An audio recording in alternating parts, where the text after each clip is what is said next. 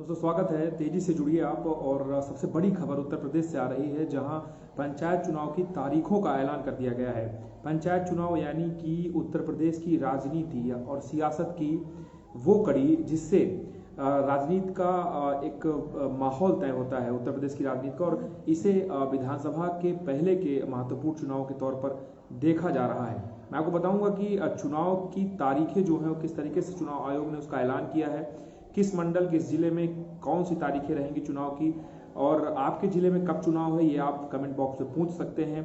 सबसे महत्वपूर्ण बात यह है कि एक तरफ सुप्रीम कोर्ट में जो रिट दायर हुई थी उसका फैसला आना भी शेष है। उससे पहले चुनाव आयोग ने त्रिस्तरीय चुनाव की अधिसूचना जारी कर दी है, यानी कि जो चुनाव है वो उसका ऐलान हो गया है। सबसे महत्वपूर्ण बात यह है कि ये चुनाव 4 चरणों में संपन्न होगा, और 4 चरणों में संपन्न होने वाले इस चुनाव की सबसे बड़ी खासियत यह है कि चुनाव आयोग ने यह स्पष्ट कर दिया है कि दूसरे चरण में चित्रकूट में चुनाव होगा। बुंदेलखंड के वो लोग जो चित्रकूट धाम मंडल को लेकर बड़े उत्साहित थे कि चुनाव कब होना है, तो मैं आपको बता दूं कि दूसरे चरण में चित्रकूट में 19 अप्रैल को चुनाव होगा।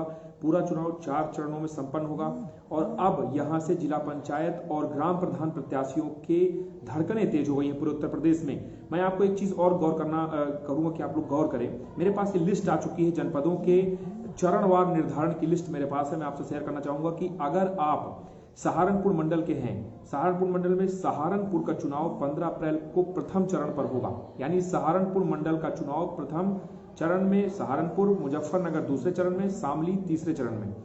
दूसरे में अगर हम मेरठ आते हैं, मेरठ जो मंडल है उसका जो प्रथम चरण का चुनाव है 15 अप्रैल को वो गाजियाबाद में होगा, और बागपत में गौतम बुद्ध नगर में दूसरे चरण का 19 अप्रैल को, और तीसरे चरण 26 अप्रैल को जो चुनाव है वो मेरठ में होगा, और चौथे चरण यानी 29 अप्रैल का चुनाव बुलंदशहर, हापुड़, ये 2 जिले हैं। तीसरा अगर हम परिक्षेत्र की बात करें तो मुरादाबाद आता है। मुरादाबाद में रामपुर में प्रथम चरण में चुनाव होगा।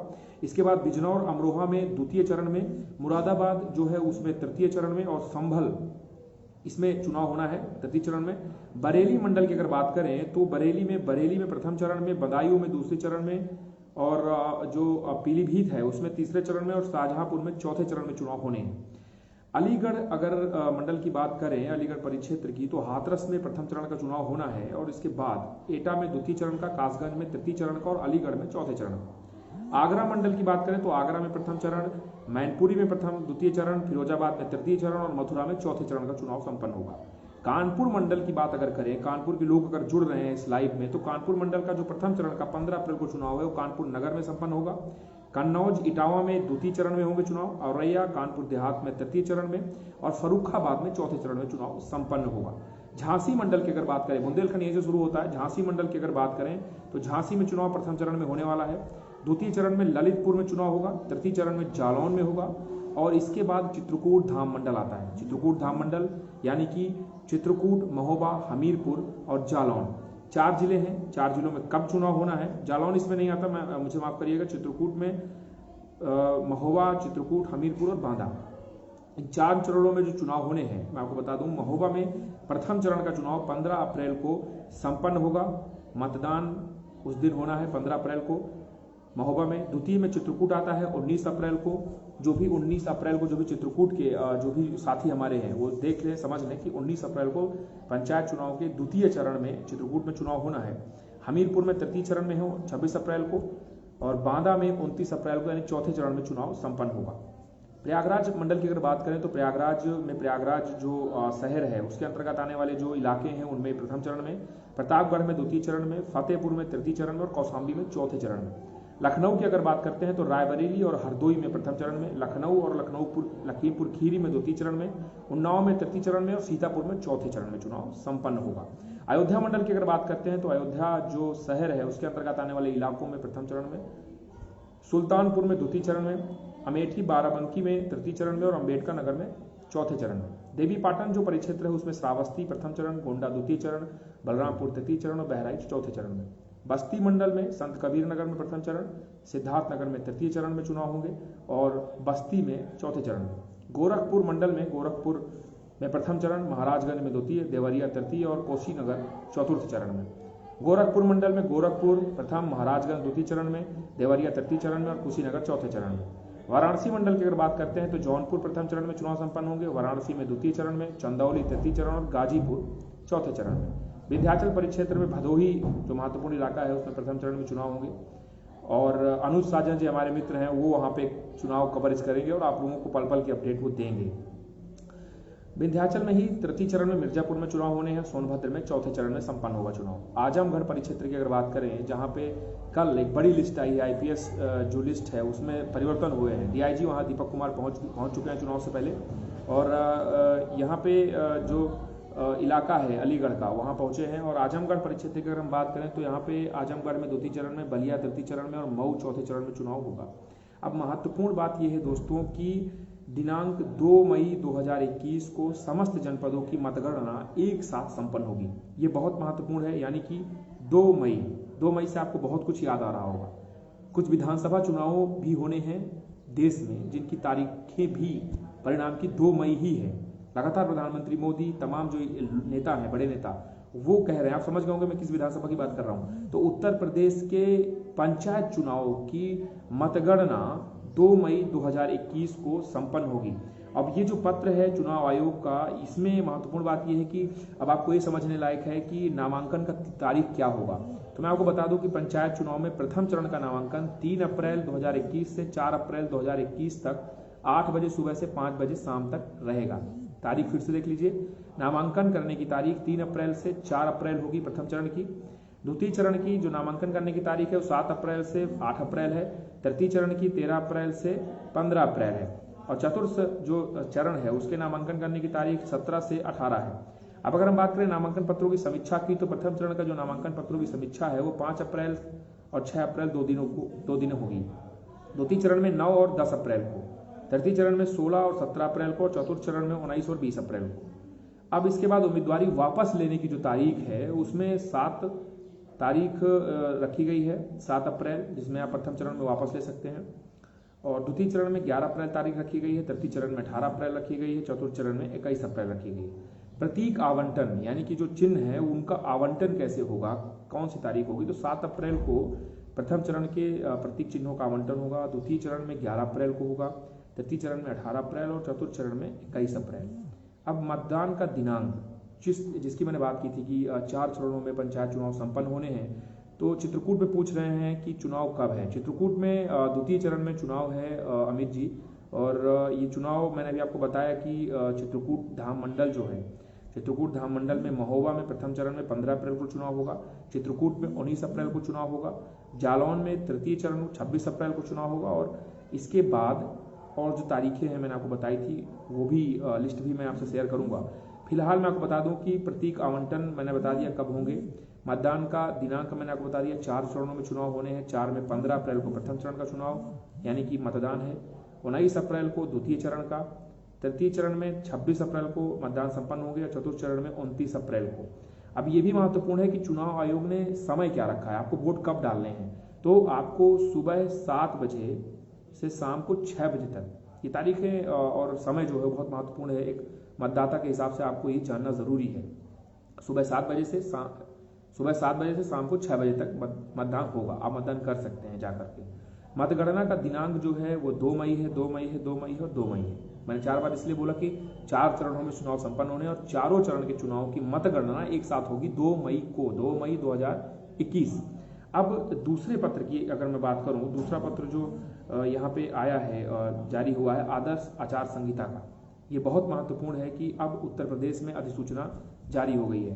पंचायत एवं नगरीय निकाय के जो चुनाव हैं वो उसमें आप देख सकते हैं कि इसमें जो आदर्श आचार संहिता है वो लागू हो गई है। और इसकी मैं आपको चर्चा बता देता हूँ कि बहुत महत्वपूर्ण है कि इस चुनाव को लेकर के सामान्य आचार संहिता, सभी उम्मीदवार जो हैं उनके प्रतिनिधि हैं निम्नलिखित निर्देशों का पालन करेंगे। एक लंबी लिस्ट यहाँ पे पंचायत चुनाव की जारी हुई है अधिसूचना की, ये आप लोग पढ़ सकते हैं कि किस तरीके से चुनाव प्रचार होगा, किस तरीके से सभाएं जुलूस लगेंगी, कोविड भी चल रहा है, कोरोना की गाइडलाइंस भी ऐड है इसमें, और कैसे आप लोगों को मतदाता दिवस पर उम्मीदवार और निर्वाचक अभिकर्ता से अपेक्षाएं रखनी है, कैसे सत्ताधारी दल हेतु अपेक्षिक आचरण है। सत्ताधारी दल का मतलब होता है सत्ता में कौन सा दल है। सबसे महत्वपूर्ण होता है पंचायत चुनाव में सत्ता का हस्तक्षेप, तो चुनाव आयोग इस पर खास नजर रखता है और चुनाव आयोग का यह भी कहना है कि किसी तरीके से कोई हस्तक्षेप नहीं बर्दाश्त किया जाएगा।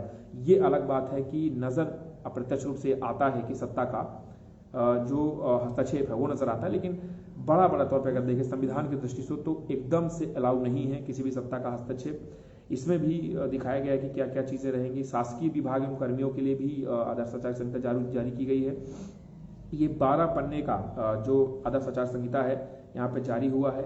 और अब महत्वपूर्ण बात यह है कि चुनाव यानी कि आदर्श आचार संहिता लगने के बाद, अधिसूचना जारी होने के बाद अब चुनाव की जो दुंदुभी है वो बच चुकी है।